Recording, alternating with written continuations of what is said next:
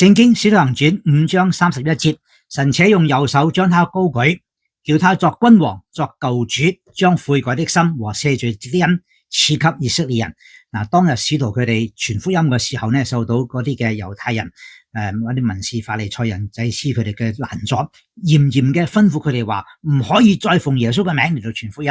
但係使徒對佢哋講，順從神係應該嘅，因為係神要佢哋傳福音，佢哋就有堅持嚟到去傳福音，人不能嚟到去攔阻。佢講俾當時嘅呢啲嘅祭司、文士、法利賽人、猶太人知道，神已經為我哋為佢哋預備咗救恩，將耶穌基督設立耶穌基督做救主，高舉佢，叫耶穌做君王、做救主，將悔改同埋赦罪嘅恩賜俾以色列人。神已經賜下呢個嘅救恩，外邦人信耶穌得永生，以色列人亦都要快快信耶穌得永生。我係鄧英善牧師。